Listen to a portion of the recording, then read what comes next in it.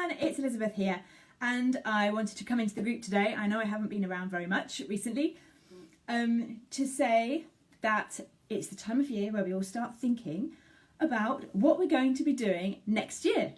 And I wanted to give you some things that we should be considering so that you can start next year full of joy and clarity around what it is that you need to do. So I think there's 3 things that it's worth thinking about at this time of year: career goals, projects for the coming 12 months, and work-life balance. So let's start with career goals.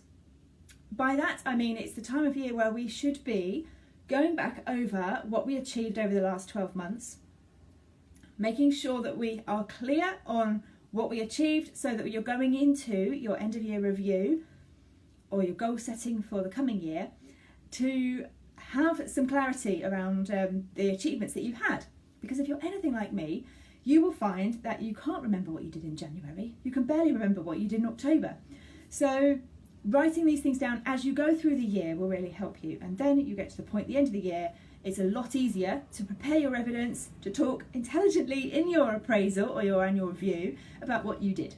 So if you haven't done that this year, put some time in your diary monthly next year to be working through some of the things that you need to be thinking about to capture that information as you go. For me, it's about saving relevant emails. It's about having my objectives set at the beginning of the year, and once a month I go in and add notes about what I've done, or I store the evidence so that I can make sure that I've got something to say that doesn't just talk about the last 6 weeks, because that's pretty much all I've got in my head right now. So reviewing is part of career goals because you need to review what you've done in order to be able to plan to go forwards. Having said that, you need to be thinking now about what it is that you want to get out of the coming 12 months. Because if you want to do your PMP certification, or you want to take Prince 2, or you want to move industries, or you want to get a new job, that doesn't just happen because you're thinking about it.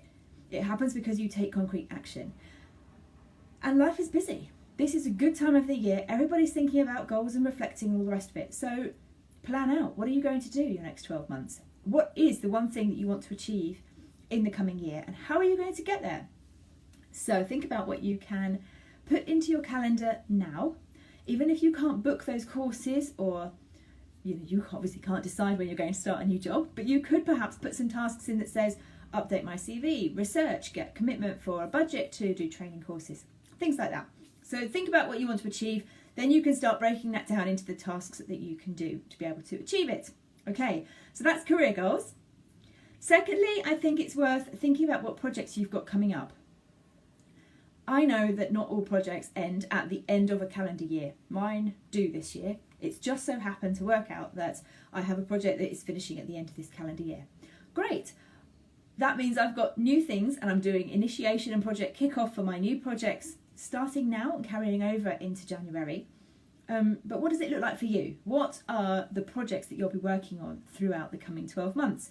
Do you know? When will you know? How are you going to find out? If your projects are due to carry on for the next 12 months, then no worries, you've probably got nothing to do here. But otherwise you might want to think about, when am I going to be doing project initiation on a new piece of work? Because that is something that takes up time. The beginning of a project, the close of a project, those are typically the 2 busiest points on a project for project managers. So if you can start to think about when you're going to be picking up new tasks, new projects, you can plan the rest of your life around that. So do not book your summer holiday at the time, your big holiday, at the time that you might be doing project initiation. Obviously that's, you plan your holidays whenever you want to, but it's something to consider when you're thinking about what the shape of your year might look like next year. Thirdly, work-life balance. I don't know if you're like me and you set personal goals for work-life balance. I did for this year, and I failed miserably to stick to them. So I had things like have a massage once a month. I haven't done that. I have kept up my exercise class, but I did not do yoga every day. I can't believe I thought I ever would, but there you go. But and I also had a goal to not work after 8 o'clock at night, and I've not kept that one either. So I know I have more to do with setting realistic work-life balance goals for myself, and it's worth reiterating for yourself what are your non-negotiable things that you need to make sure that you can do and do to keep yourself healthy, to keep your mental health in check, to keep your physical health in check, because to keep your stress levels in check. Project management is a massively stressful, busy job at many points. It's hugely political. There is a ton of office politics and teamwork and leadership and conflict to deal with every day.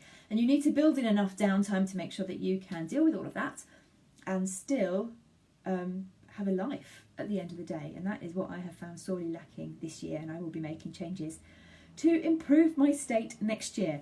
So if that rings a bell with you and you feel like you've struggled in the same way, then think about what you're going to commit to and commit to it. Book it into your diary, make firm commitments, tell people about what changes you want to make, because they will help hold you accountable. Okay, so those are my 3 things that I think this is a perfect time of year to be reviewing. Your career goals, both what you've achieved and what you intend to achieve, and then what projects you intend to do over the next coming 12 months, and it's worth having a think about work-life balance. I hope that was useful. I look forward to hearing your comments on the things that you're going to achieve over the next year. Leave us a comment below. See you soon. Bye.